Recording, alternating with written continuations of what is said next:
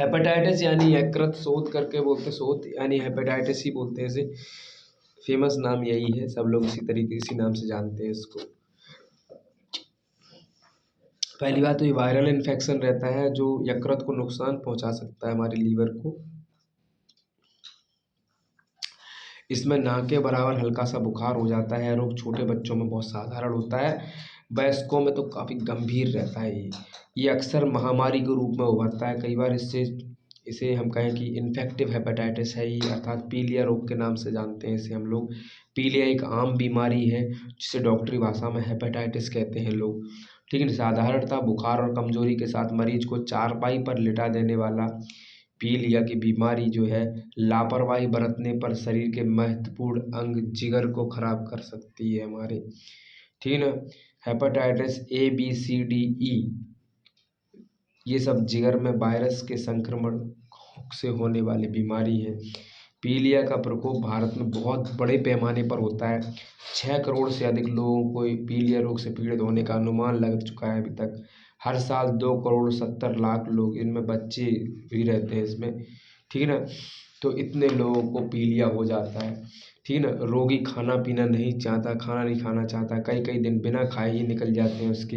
कभी कभी दाहिनी तरफ यकृत के पास दर्द भी होता है, थोड़ा बुखार हो जाता है उसे। कुछ दिनों बाद आंखें पीली पड़ने लगती हैं, खाने देखने या उसकी महक से उसे उल्टी होने लगती है, या फिर पेशाब गहरी भूरी या पीली हो जाती है, मल सफ़ेद सा हो जाता है, ठंड लगती है, रोगी सिर दर्द की शिकायत करता है, अरुचि एवं अतिसार दस्त होते हैं उससे। कुल मिलाकर एक वह व्यक्ति 2 हफ्ते तक बहुत गंभीर पड़ा रहता है। बाकी 1 से 3 मास तक बहुत कमज़ोर रह सकता है। वह अपनी आँखों में पीलापन उभरने के 3 हफ्ते बाद तक दूसरों तक ये छूत फैल सकती है। ये ध्यान रखें। खाना पीना नहीं चाहता वो, कई कई दिन खाए पिए ही निकल जाते हैं। कभी कभी उसको मैंने बताया कि दाहिनी तरफ यकृत के पास दर्द होता है, उसे थोड़ा बुखार हो सकता है, उसे कुछ दिनों बाद आंखें पीली पड़ जाती हैं, उससे खाना देखने या उसकी महक से ही उल्टी हो सकती है, उससे पेशाब गहरा भूरा या पीला हो सकता है और मल सफ़ेद सा हो सकता है। ये सब ध्यान रखना चाहिए।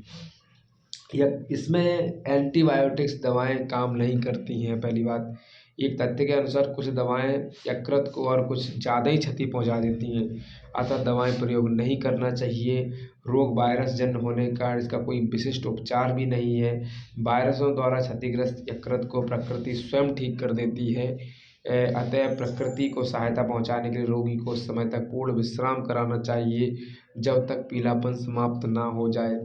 इसमें रासायनिक पदार्थ जो है कीमोथेरापेutiक करके और एंटीबायोटिक्स भी प्रभावशाली प्रमाणित नहीं हुए हैं इस केस में।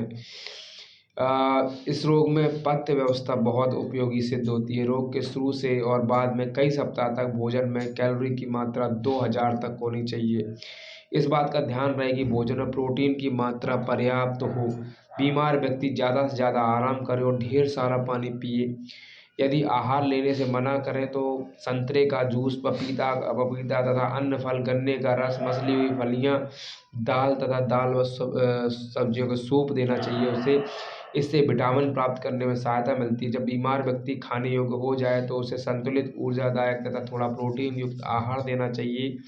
ठोस एवं चिकनाई युक्त आहार तथा प्रोटीन से भरपूर आहार से बचना चाहिए, जैसे मांस, मछली, अंडा आदि, क्योंकि कमजोर क्षतिग्रस्त यकृत को ज़्यादा बोझ उठाना पड़ता है। इस रोग को ठीक होने के बाद कम से कम 6 महीने तक शराब बिल्कुल नहीं पीनी चाहिए। सच तो यह है कि पीलिया और उससे होने वाली बीमारियों के इलाज में एलोपैथिक दवाइयाँ ज़्यादा कामयाब नहीं हुई हैं। इनमें आयुर्वेदिक और इसकी आयुर्वेदिक पेटेंट औषधियाँ कुछ आशातीत रूप से सफल सिद्ध होती हैं, जैसे लिव 52 जो हिमालय ड्रग्स की आती है, लिवोमेन चरक हो गई, लिवोसिप हो गई, लिवरबून हो गई, ये सारी दवाइयाँ लेनी चाहिए। बाकी डॉक्टर से प्रिस्क्रिप्शन ज़रूरी है, ये बात सच है।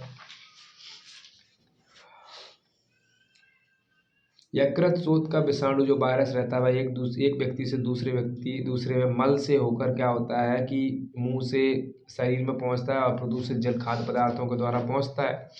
दूसरों को बीमार होने से बचाने के लिए अत्यधिक महत्वपूर्ण है। बीमार व्यक्ति के मल को ज़मीन में दबा दें या जला दें या पूरा साफ सफाई बरतें। जो व्यक्ति बीमार की देखरेख करता है पूरी सावधानी उसे बरतनी चाहिए।